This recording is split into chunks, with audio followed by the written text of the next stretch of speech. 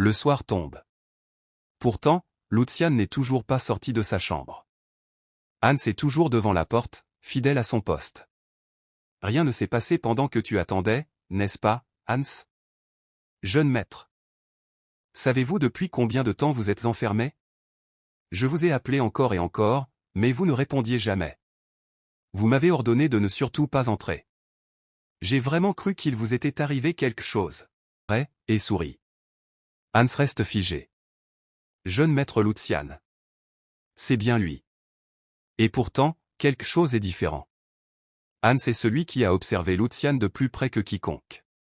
S'il y a un changement, même minime, il ne peut pas lui échapper. Mais extérieurement, rien n'a encore changé. Il faut encore du temps. Une bonne alimentation. Et du repos. Mais ce qui compte vraiment, c'est l'intérieur. Et à l'intérieur, quelque chose est en train de changer à une vitesse inimaginable. La constitution naturelle de Lucian a rendu cela possible. Il n'y a aucun doute. Ce garçon a un potentiel du même niveau que ceux qui ont changé le monde. Si tout se passe bien, il pourrait même me dépasser à l'époque où j'étais mercenaire. Et cela, en moins d'1 an. Hans, en y réfléchissant, je te dois cette opportunité, d'une certaine manière. Aime-moi? Que voulez-vous dire, monsieur? La récompense et la punition doivent toujours être claires. Écoute bien, Hans. Je ne le dirai qu'une seule fois. Vends tout ce que tu possèdes. Tout. Jusqu'à tes sous-vêtements. Et investis-les. Je te promets. Le parcours le plus confortable de toute ta vie. Nous nous élèverons ensemble. Jusqu'au ciel. Ah, je t'envie, Hans. À mon époque, il n'existait pas de noble comme toi. Une semaine plus tard. Au cœur d'une forêt paisible. Lucian marche tranquillement en expirant lentement. C'est le paradis. La vie peut-elle vraiment être aussi confortable? Des repas servis à heure fixe. Un banquet complet à chaque fois. Une chambre nettoyée à la perfection sans lever le petit doigt. Même le lit est préparé pour lui. Autrefois, avoir faim faisait partie du quotidien. Grâce à cela, il a pu se concentrer entièrement sur sa récupération. Et régler enfin une question qui le tourmentait. Jake. L'ancien garde de la maison Waldeck. Il a vérifié auprès de l'actuel capitaine de la garde. Personne correspondant à sa description n'a jamais postulé. Le poste qu'il occupait autrefois est maintenant tenu par quelqu'un qu'il n'a jamais vu. Honnêtement, c'est mieux ainsi. Le rencontrer ne lui apporterait rien. Cela ne ferait que le distraire. Et surtout, il n'a pas le courage de faire face à ce qu'il était autrefois. Il mourrait probablement de honte sur place. Jeune maître Lucian. Hans panique soudainement. Vous comptez vraiment entrer là-dedans? Vous disiez toujours que vous détestiez même passer près du terrain d'entraînement. Ah. C'est vrai? Oh oui. Depuis que le second jeune maître vous a réprimandé pendant l'entraînement. Vous avez juré de ne plus jamais revenir ici. À la réaction de Hans, tout devient clair. Pour un enfant de la maison archiducale, le maniement de l'épée est une obligation. Pour le second fils, cela avait dû être une occasion en or. Sous couvert d'entraînement, il avait gravé une peur profonde dans le cœur de Lucian. Assez pour qu'il ne remette plus jamais les pieds ici.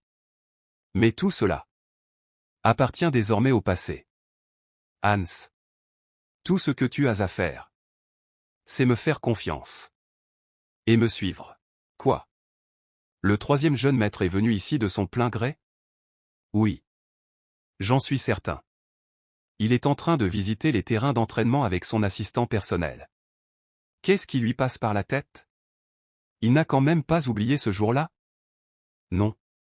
C'est peut-être encore mieux que prévu. Allez le prévenir immédiatement. Je veillerai personnellement à ce que le repas soit prêt avant son arrivée. Lucian observe les lieux. C'est parfait. Des armes de rechange en abondance. Aucune inquiétude de les briser. Un espace immense, idéal pour un entraînement sérieux. Tout cela. Pour une seule personne. Si j'avais pu m'entraîner dans un endroit comme celui-ci, mes hommes auraient peut-être survécu plus longtemps. Eh bien, mes yeux ne me trompaient pas. C'est vraiment le troisième jeune maître. La dernière fois, vous aviez fui en pleurant, n'est-ce pas? Quand le jeune maître Jordi vous a corrigé. Comme un agneau poursuivi par un loup. Peut-être est-ce pour cela que vous semblez encore mal à l'aise ici. Et venir avec un serviteur, en plus. Dans un lieu sacré pour les guerriers. Cela fait longtemps, jeune maître. Andric vous salue. Il y a un an, j'ai personnellement corrigé votre posture. Aux côtés du second jeune maître. C'était un moment très agréable. Du moins, pour moi. Lucian sourit intérieurement. Ce type? Ça devient vraiment intéressant. Les chevaliers, l'incarnation de l'honneur et de la loyauté. Habituellement nés dans des familles nobles, ils sont formés dès l'enfance aux arts martiaux et aux bonnes manières. Ce n'est qu'après avoir prouvé leur valeur sur les champs de bataille et missions qu'ils reçoivent enfin la chevalerie de leur seigneur, complétant ainsi leur statut. Mais au final, ce ne sont rien d'autre que des chiens de chasse coûteux avec des colliers luxueux. C'est pour cela qu'ils sont toujours si polis envers le seigneur et les lignées qui leur procurent richesse et honneur. Alors cette arrogance, vraiment?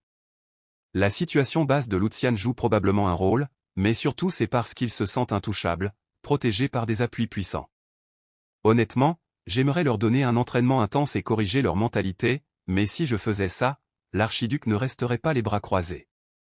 Qu'on le veuille ou non, les chevaliers sont le cœur de la force militaire et des atouts précieux d'une maison.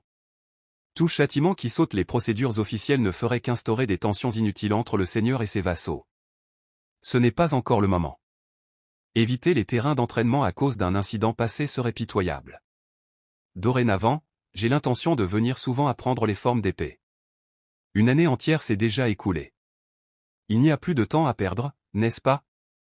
Forme d'épée? Pour vous, troisième jeune maître? Vous aimez vraiment plaisanter. Vous êtes déjà beaucoup trop tard pour apprendre l'épée maintenant. Trop tard? À 16 ans? Si vous ne le saviez pas, laissez-moi vous expliquer. Passé 15 ans, c'est presque terminé. Les formes d'épée sont des techniques secrètes, des héritages laissés par nos ancêtres. En les suivant, elles affinent le corps et transmettent une sagesse ancienne. Mais cela ne fonctionne que si le chemin du mana dans votre corps est déjà ouvert. Après 16 ans, ces chemins se ferment. Alors ce n'est plus qu'un exercice physique, rien de plus, rien de moins. Sans illumination, les formes d'épée ne sont qu'une coquille vide, complètement inutile. En y réfléchissant, cela pourrait très bien convenir à vous, troisième jeune maître. Pourquoi ne pas devenir le plus grand danseur de l'Empire en même temps? Cela vous ferait gagner du temps et vous aiderait à découvrir vos véritables aptitudes. Sinon, vous pourriez toujours passer vos journées à jardiner. Après tout, chacun a un rôle qui lui est propre. Regardez-le. Sans un mot, incapable de répliquer. La croyance que le chemin du mana se ferme à 16 ans est un mensonge. N'importe qui peut le vérifier. Mais peu importe. S'il en vient à en parler, il pourra faire semblant d'ignorer. Car le véritable objectif est déjà atteint.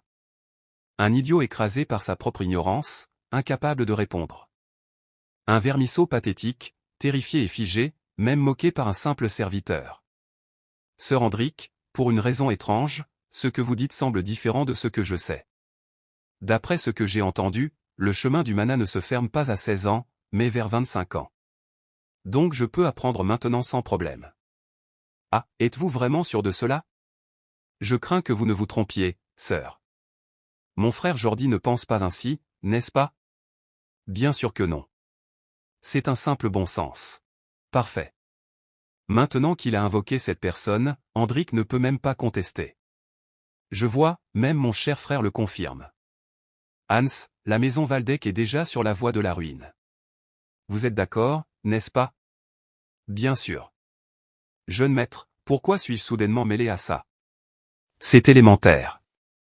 Même un chien errant dans la rue comprendrait cela. Et lui, toujours confus à son âge. Pensez à tous ces talents dont les chances ont été volées par cette mauvaise reconnaissance. Cela suffit à faire pleurer. Mon cher frère, vide de toute sagesse. Que dites-vous en ce moment? Ne m'arrêtez pas.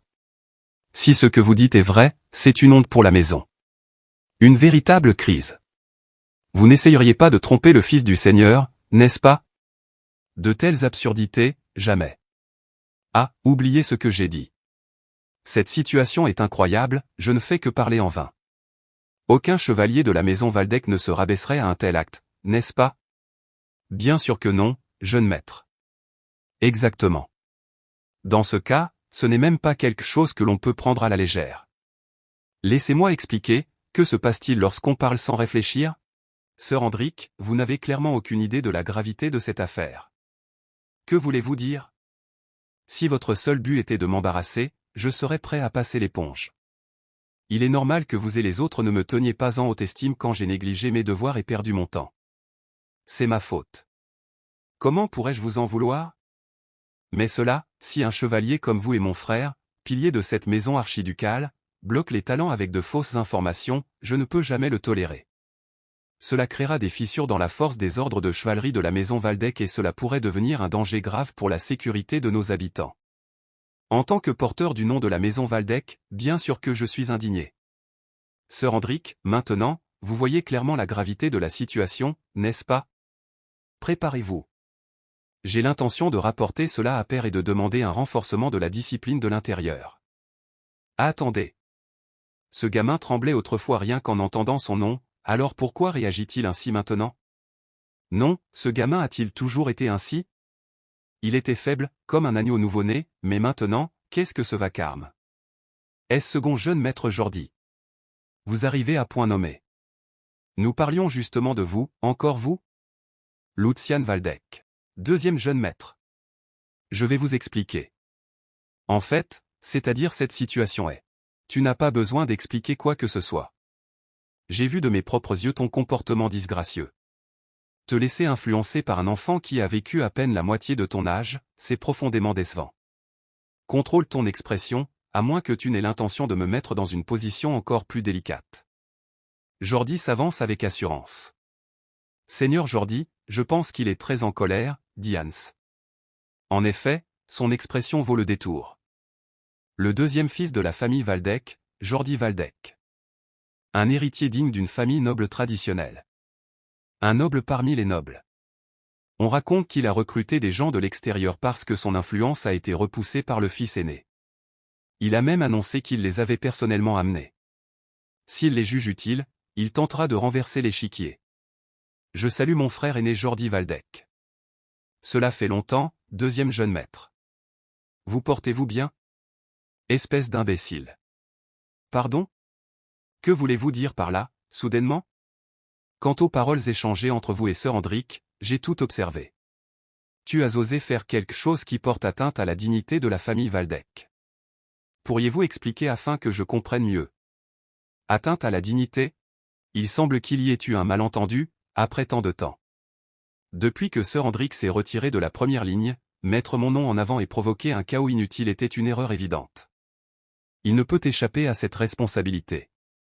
Cependant, je n'ai pas l'intention de le réprimander pour cette affaire. Je connais le sang qu'il a versé pour la famille Valdec et le poids de sa loyauté. Contrairement à toi. De plus, quelqu'un qui n'a même pas pu endurer l'entraînement à l'épée et qui a pris la fuite pense-t-il vraiment avoir le droit de le blâmer? Lucian Valdec, tu dois d'abord apprendre à respecter les chevaliers. Car tant qu'ils existent, la maison Valdec peut exister. Tout le monde, je présenterai mes excuses en son nom pour le tumulte d'aujourd'hui. Il s'agit d'une erreur d'un enfant immature. Faites preuve de clémence. Je m'occuperai personnellement de mon jeune frère insensé. Ah, donc c'est comme ça que tu veux jouer. Il sait vraiment bien retourner la situation. Même si celui que j'ai réellement insulté, c'était lui, non seulement il insinue subtilement que j'ai offensé les chevaliers, mais en plus il sauve sa propre image. Très bien, je te laisse ce point. Comme on pouvait s'y attendre de la part de mon grand frère. Bien qu'il y ait eu un malentendu entre Sir Hendrik et moi, il aurait été normal que vous me réprimandiez pour vous avoir insulté, grand frère. Mais au lieu de cela, vous m'offrez un enseignement aussi précieux.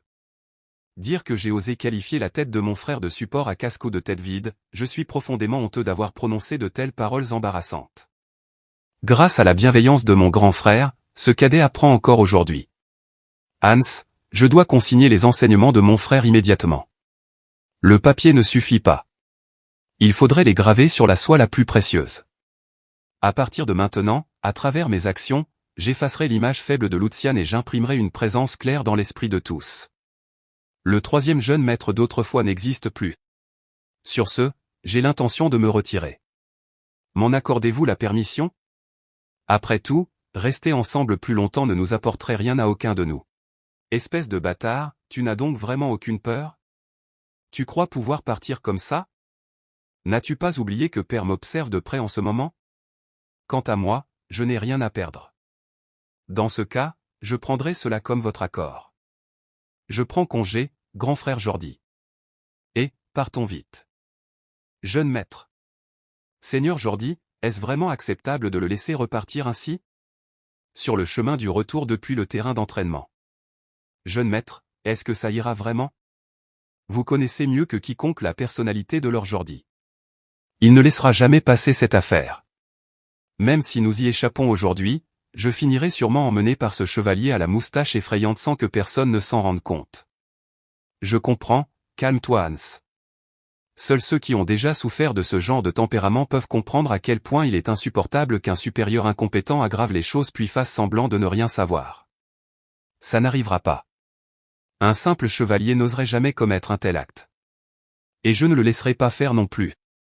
Tu as beaucoup souffert à cause de moi jusqu'à présent, Hans. Quand le maître agit comme un idiot, ce sont toujours les subordonnés qui en paient le prix. Et comme tu es mon serviteur personnel, cela a dû être encore pire pour toi. Jeune maître. Je te fais une promesse. À partir de maintenant, je ne laisserai plus jamais mes actions irréfléchies faire mépriser ou terroriser les gens qui me servent.